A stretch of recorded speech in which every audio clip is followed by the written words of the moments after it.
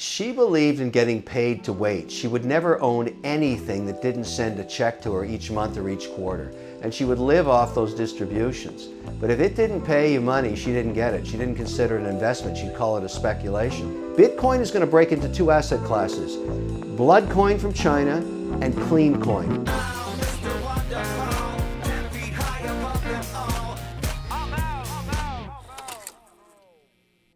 I know that people are posited in certain types on these shows, and I always never find you as the Grinch. I find you as the sensible guy. Some of these people, listen, I love dreamers, but some of these people, it looks dangerous to me when they're going to push more chips in. And I think at some point somebody should step in and say, listen, you got to, as you say, take it out back and shoot it, because this could ruin your life. So I never find you mean. I just find you the quintessential pragmatist. Well, I think that's kind words, because you're right. My mother taught me years ago, if you always tell the truth, you never have to remember what you said. But you know, the thing about business, it's binary. Either you make money or you lose it. And you see a really bad idea and you start to feel sorry for the person mortgaging their home. You know it's going to zero. And frankly, you know, if you can't get through me in the Shark Tank, wait till the real world gets a hold of you. It's going to chew you up and spit you out. So, you know, I really care about their money, not so much their feelings, and that may sound cruel, but in the end of the day, it's lucky they met me. That's what I think. Yeah, your interaction with them when they come into the Shark Tank, for God's sakes, people are so whiny these days. And oftentimes not the people who come into the tank, they seem to be intrepid to some degree, but the protectorate out there talks about the nicety of it. I never get that. If they met you in regular life and had a problem, I can see what ticks your boxes as far as when you get emotional. I think you'd help them.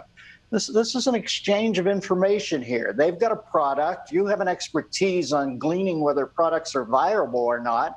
And I always think, God, he owes them his honesty. What good do they do to take them further down the road?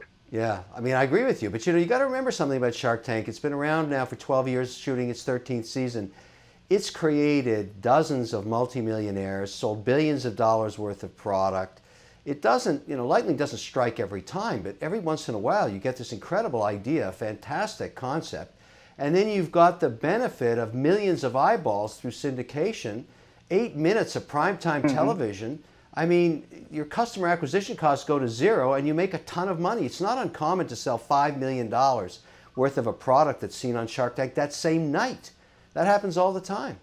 No, it is like a visual IPO or the roadshow or something. And when the guy comes in with the smiley face that cleans a glass out, at least he's got something. I just finished that book about that moron Adam Newman, and I thought, you know, it's like Gertrude Stein said at the end of the day, there's no there. What was happening with WeWork? What makes that any more viable than a squatty potty? Indeed, a squatty potty puts you in an angle to pass excrement, and all it did with Adam Newman was the shit was coming out of his mouth, for God's sakes.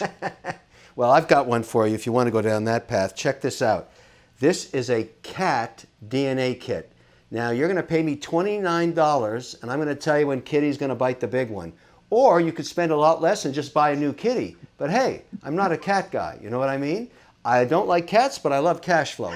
This thing makes a ton of money because there's 110 million cats in America, and people want to know where their kitty came from. And I know, after you send me back the data, when Kitty's checking out of Dodge Forever and you need a new kitty test kit. This is a fantastic business. Listen, forget the litter. Each cat has 9 lives. The upsell is to get one kit for each of the 9 lives. Exactly. There you go, brother. That's like, what you got to push. Who would have ever thought of that? That's the whole point. You know, somebody walks through the door in Shark Tank, cat DNA kit? I think that's nuts. And then she gave me your numbers. I said, not so nuts. I'm in. Listen, I get the whole potpourri of the show. I'm a little incredulous that Cuban has started to believe that he's a potentate. That's the aspect of the show I don't get as much anymore. But I get that some of these are light things. You get the touching one, that cutting board with a fireman. That's still one of the sweetest moments I've seen in the life. What a living testimony to the goodness of a man that those 3 kids come in like that. It wiped me out. Yeah. But there are other people, and like I said, I think you do them a service warning them off certain things because it does get dangerous. You know, Kevin, as I watched this recent acquisition of the Steppenpol, in an odd way, it made me think of Ellsworth Toohey, where he said, "I play the stock market of the human spirit. Right now, I'm selling short." Unfortunately, in the times we live, there seems to be great fortune to be made playing the. We're almost like chaos hysterics or something. I always think, oh, let this COVID thing go away. Can we move on? Can we just push through this and eventually? And now I can see some people are trenching in for the long run. We're going to start opening doors with our feet. And eventually you'll have to get carpal tunnel thing for shaking with your elbows. There's a whole bunch of streams coming off this I didn't see. You're right, but I'll tell you that product is going to be huge because people over the last year have come to the conclusion that if you touch a public door handle in a latrine somewhere, you are going to die. And so the only way to save your life is to use your shoe to open the door. And thank goodness I'm there for you. Another opportunity to help you survive in a world just teeming with disease. And look, far from me to say the product's not good. It's selling by the millions of dollars because people just do not want to touch that handle. And nor should they, Dennis. That's what I love about Shark Tank. I love your Glengarry side because indeed coffee is for closers. It's just not. They'll tell you the coffee is bad for you. We live in times where I think we've just emotional hemophilia runs rampant across the land. We're talking to Kevin O'Leary. And of course, you know him from Shark Tank. He also is a chief sommelier of O'Leary Fine Wines, and he's really picked this business up and ran with it. Was it your palate early, or was it your portfolio that first brought you to wines? I assume back then you liked wine before you were able to invest, right? Well, my stepdad lives in Switzerland, and he's really was into wines when I was a teenager, and he started teaching me about the different varietals. Burgundies, Bordeaux, the DRC region, the Italians, the Cabernet, Moscato, all of these different, I just learned, in Europe people aren't as uptight. Kids drink wine watered down with water when they're 7 years old. That's just how they do it in Switzerland. And so you learn early on, and I learned how to blend wine. And so, I finally, when I was very fortunate, I started investing in vineyards. And the best way to turn yourself into a poor guy is to invest in the wine business because there's 3 tiers of distribution. And then along came the laws changing about 6 years ago where you can ship from your winery in California to 42 states direct. And that changed everything for me because the whole Shark Tank thing, I became the wine guy, and now I could go online and say, look, I've selected these 12 wines for you that I blended myself. I've won 5 awards or 10 awards because I have. And we started selling direct, and that business is huge today. I ship 150,000 cases a year. Wow. And fun, too. And what a perfect staging ground you had parentally with your stepdad and your mom, who sounds like she was a fiduciary wizard, and your stepfather. What an eclectic trip. And by the way, did you spend time in Ethiopia when Emperor Selassie was still alive, or what age were you there? I actually met Haile Selassie. I met his lions. I lived in Addis Ababa. I went to where he kept those lions, and he became a deity for the Rastafarians, as you remember. He was a short man of stature, but I met him personally. I met Pol Pot. I met Sihanouk. I met them all because we were living in those countries. Imagine Pol Pot, that crazy, what. Folks, what Kevin says there about Selassie is always one of the most mind-boggling things to me. He went to Jamaica. He was such an exemplary man. He gave off such a fine vibe that the Rastafarians made him their God. In essence, do they think of him as their Christ, or do they know it's a man who walks amongst them? I never understood that completely. I don't think they understand. I think they really loved him a lot, and he just became part of their culture, and they adopted him, and it's a remarkable outcome. But when you talk to people, you're dead on. They love that guy. He was a kind-hearted leader. You don't get those anymore. Yes. And he was one of the last of that kind of leader. And the people in Ethiopia loved him too. He was very well respected. So your stepfather gives you an Ian Fleming sort of cachet. And then your mother, I love the advice earlier. It's one of the truest things you can say to a kid. Who wants to go through life juggling all these balls, trying to figure out which story you told who? You tell the truth and your head hits the pillow and you can sleep. Your mother was also very smart in economic affairs, right? Yeah, she actually sort of gave me my investment philosophy. She used to take 20% of her salary when she was in, her early 20s and put it into the stock market, dividend-paying stocks. And she had that portfolio, a secret portfolio from both of her husbands. She was married twice, and you can't do that today, but she pulled it off in those days in the late 50s. And when she died, I got a call from the executor. I was the older brother. And he said, you got to come down here. Your mother died a really wealthy woman. So this portfolio of Wow. telco bonds and S&P stocks for 55 years. I always wondered how she had all this money around all the time. And that's what it was. And so I went and looked at that and said, I'm going to do the same thing. You stash a little bit away of what you make each week. When I was young, I was doing that, put it in the market. On average, it goes up like 7-8% a year, and you just leave it alone. Magic happens. That's how it works. Didn't that grain silo sized cookie jar she had in the kitchen hip you to something, my friend? Did you not? Did you not read that tea leaf? Tell me what, as having a mom who put it into telco, what would she make of Bitcoin today? I'm trying to think if she would. I see that you're pushing in now after some skepticism. What would she make of it? She believed in getting paid to wait. She would never own anything that didn't send a check to her each month or each quarter. And she would live off those distributions. But if it didn't pay you money, she didn't get it. She didn't consider it an investment. She'd call it a speculation. So that's why she had bonds and big, fat, juicy dividend-paying stocks. It's not a bad strategy. She would have never done the Bitcoin thing. She'd say, what the hell is this? No. Where's my check? It's that kind of thing. Well, I was skeptical too, and I was trying to find some sort of strunk and white primer to understand it a little. So I read Ben Mesrick's book about Bitcoin billionaires. I still don't understand it completely, but I see where you've said that you will only invest in Bitcoin where it comes from, for lack of a better word, a fair place, like fair trade practices or something like that. But the very birth of Bitcoin, I think right after Nakamoto births it, isn't it used by guys on the dark web, the Silk Road? Initially, isn't it sort of Scarface illegal tender or something? Isn't that its birth? Yeah, it is. 64% of coin mined comes from China, and there's a lot of compliance issues with China. First of all, many of them burn coal, which, I'm talking from the institutional perspective. What happened to me was I said, okay, I'm going to go 3% weighting.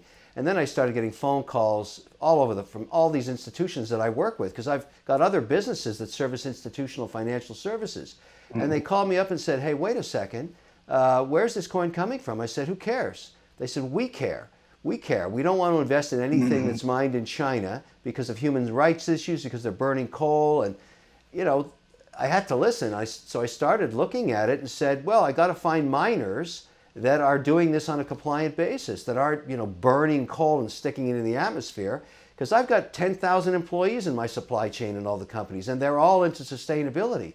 So they had questions too. And I've discovered that there's a whole market emerging pretty fast about people that are saying, I want Bitcoin, but I want it to be mined sustainably, and I have to go mine that myself. So I'm investing in a whole bunch of miners now that I just get my coin direct. It's virgin. I know where it came from, and they make it for me. That's the best way to do it. And other institutions want to do the same thing. Bitcoin is going to break into two asset classes: blood coin from China and clean coin, and they're going to trade at a different price one day. Just like the blood diamonds, folks, if you want to put it in layman's term, and I am the quintessential layman, but that is going to become a very big part of investing in the future, is finding out what the first origins of it are, because let's face fact, kids are in the fairness business right away, and they're not going to get on board with people who are gaming people early on in the process for their worth. I want to talk to them about kids now. When I was a kid, it was all about the house and that. All that's changing. We've got a good brain to pick here, a big one, as I said, along with Josh Braun, two of my favorite, and I am a layman. You can watch both these guys and up your game a little. It's like playing tennis with somebody who doesn't leave you in the dust, but plays really well and makes you play a little better. Kevin, when I was the kids today, that's one thing I learned from the Adam Newman book is I don't know if it's a naivete or an urge to do well or some sort of dangerous altruism. I do believe altruism can lead to obsolescence at some point if you don't tend your own garden at some point. But I do see that they're less interested than I was when I was young, and I didn't feel like an outlier in making a killing. They're more interested in being comfortable and then helping everybody else. That's a big tectonic shift, isn't it? It is. There is a new movement afoot about sustainability, about caring about your neighbor. I mean, maybe this is post-pandemic kindness, I don't know, but I see it in a lot of the people that work for me in various companies, and I've noticed something really interesting. The companies that are successful, that I've invested in over 50, and probably right now 34 of those 50 look like they're going to do very, very well. And those are the ones that have a mission. They're very driven by something they really care about, and they have a sustainability theme. So the customers favor their products and services, not from some marketing scam, because that I used to think the green thing, buy this product and we'll plant a tree. I thought that was a marketing scam. It's not. There's a whole bunch of consumers today that really care. So if you're polluting and you're making your stuff out of plastic bottles and shipping it, they don't want your product anymore. They want people to give a damn about the things they care about. And this has become a really interesting change. And I think unique in some ways, because usually you have to be a skeptic. But when you see products, and I'll give you an example. This is another one. I've got dozens of these. This is a company that takes cleaning fluids and crystallizes them into this little tablet like an Alka-Seltzer. You get a sustainable bottle, you use over and over again. You drop it inside with water, bingo, that's your toilet cleaner. There's no plastic bottle to throw out. These guys came on Shark Tank and I said, what the hell is that? And he said, well, this is our patent. We can take any cleaning fluid, crystallize it, and we ship this direct to consumers, and we're going to get rid of 85 billion plastic bottles. Wow. So I invested in them. They did $80 million in the first 24 months in business. I mean, Wow. they're exploding because people give they care. They care. And that's the new model of sustainability. I'm in a joint venture with Comcast on that one, and I think we're going to make a ton of money on it. You know what, Kevin, I know after watching you for years that, two things. And that was one of the things about the Steppen pool that fascinated me. You didn't ask for a little stipend on each sale. I could tell that the blood was in the water for you on that one when you just went down to 6 from 8. You didn't ask for a per sale piece of it. You really know likes this that idea. product's going to sell. You know when that thing airs, every guy and his dog wants one. And that's exactly what happened. People are really freaked out after that year. We've never had anything like this. And now, no, I'm not touching that door handle. Never. It ain't going to happen.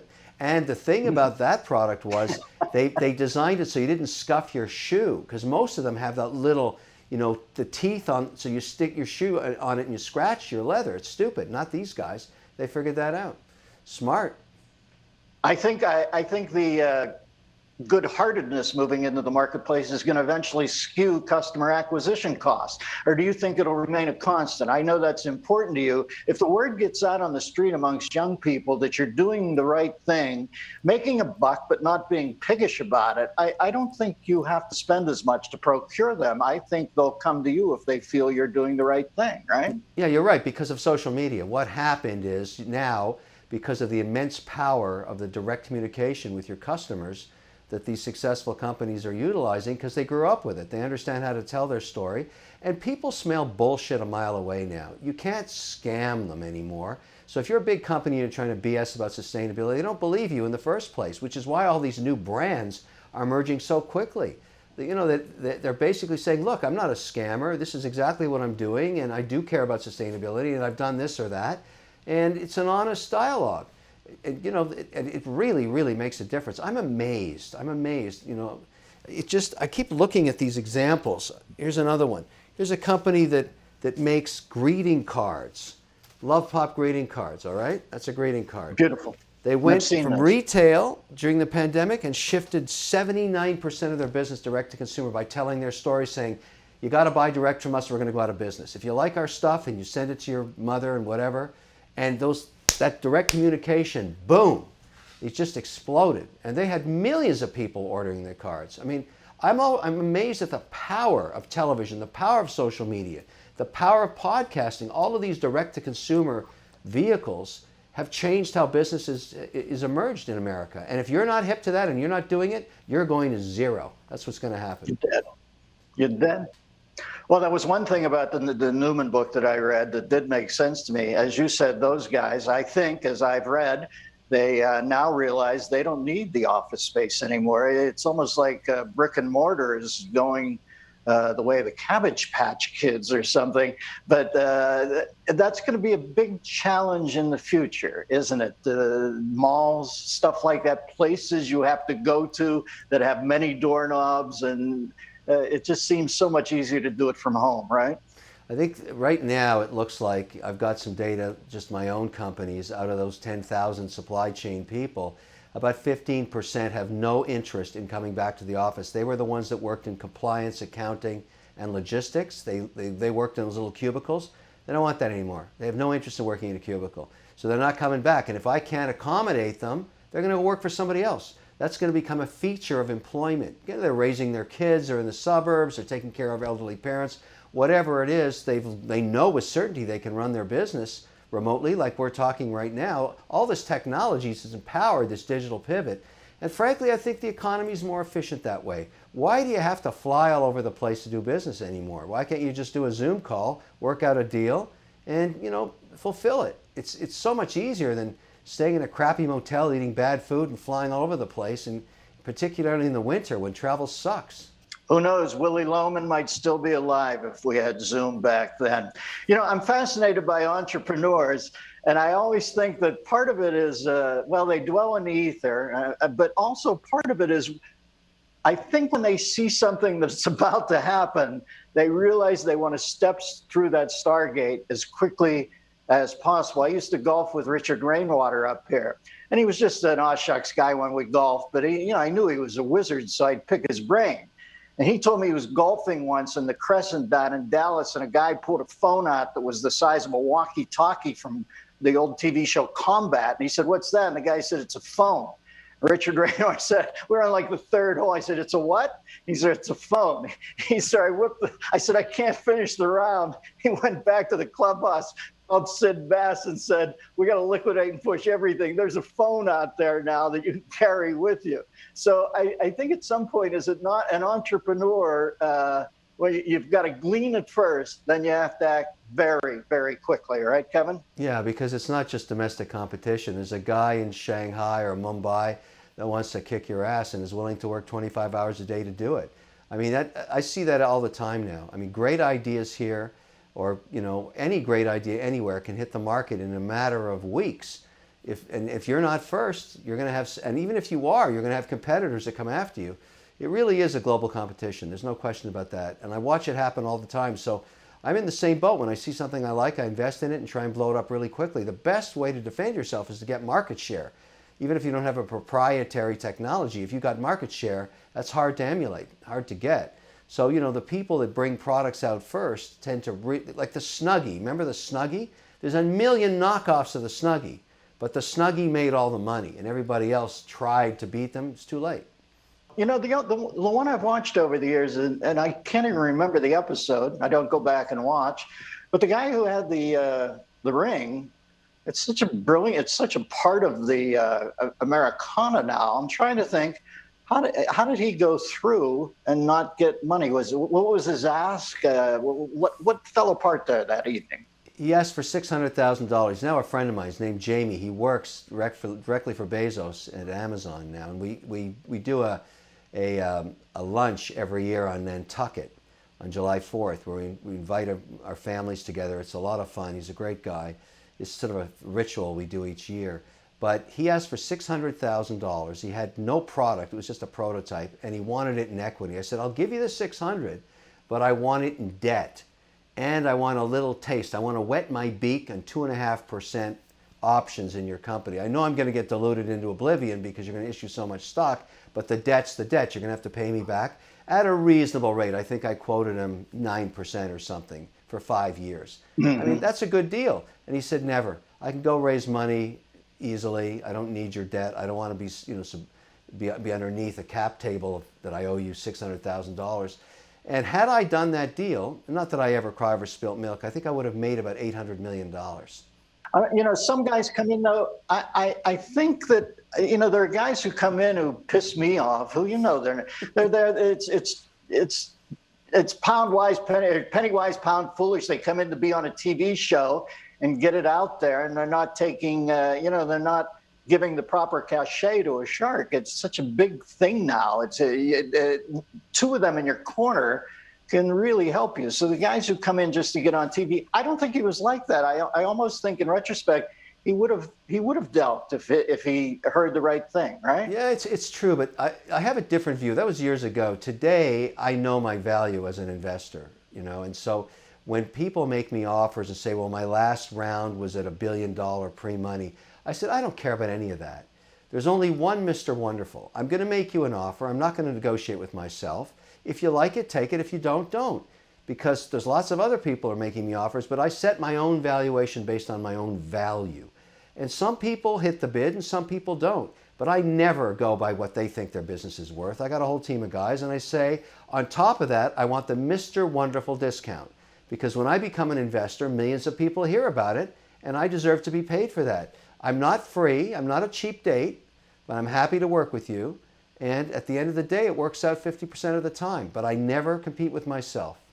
You look back, and I'll tell you who's good at their job is Burnett, because, geez, I wonder if he sat in the casting room, because I look at the mix there, and I just think, wow, somebody was super smart here. The one guy early on was a little too close to Laurie, and God, he was a sweat act about pennies. The guy in the second chair over, I knew he had to go. But you look at some of these guys, the mix, listen, folks, people get whacked in television. They're not whacking anybody over there hardly, because whoever picked the right crew, huh?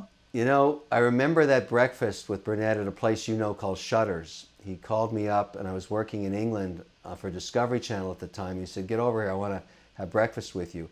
The meeting was only supposed to be like half an hour. We spent till 2 in the afternoon together at Shutters, never talking about Shark Tank, about a bunch of other stuff.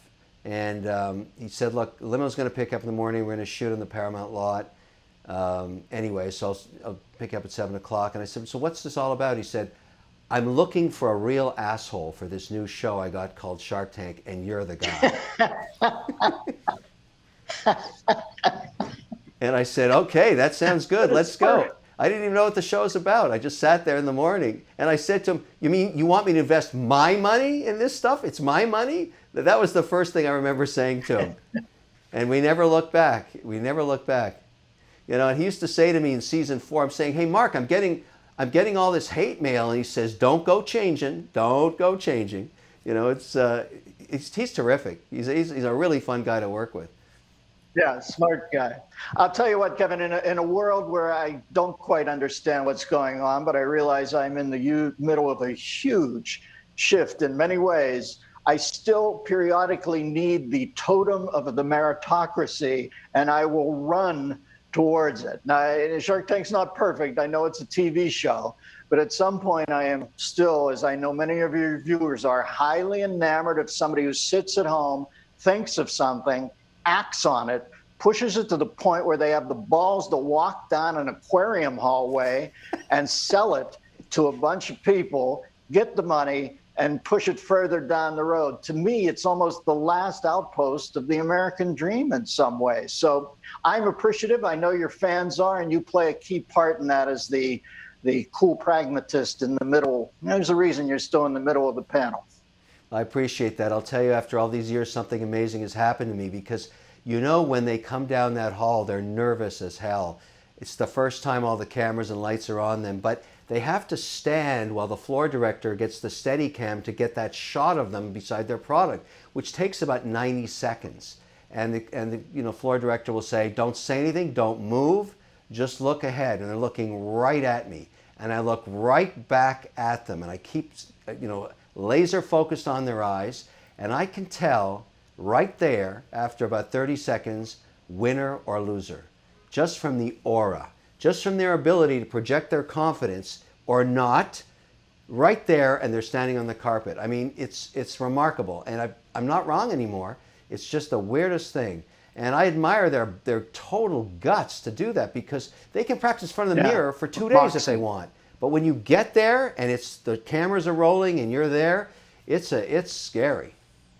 The only thing that can throw you off is there are some poor people who come in with an idea and they don't have the aura about them, but the idea seems unshoot-downable. Then there are other cats who have nothing, but they come in and they're so smooth. That guy who pitches hairstyling and grooming and that Barbara has the hots for, he's on every couple of years. He always comes in, I go, where's the what do you have here, brother, except something to trim your goatee with? But the cat is so smooth, you want to push chips in. Well, listen, the show is a delight, and as I said, if you want to see Kevin in a different guise, my man is a very savvy croupier when he sits in on Halftime Report on CNBC in the morning. And when he and Josh Brown get going, well, Josh Brown, he makes me laugh to begin with, because he's a deadpan killer out on the island, sitting down in his rec room. He and Kevin go back and forth, and it's fascinating. It's good television, and it's savvy advice. If you like that video, wait till you see my next one. Don't forget to click right over here and subscribe. What advice would you give an entrepreneur that is going to stand in front of you there? After having gone through it yourself and watching it occur, give me some tips for them, because they're asking you now. I'm doing it on their behalf.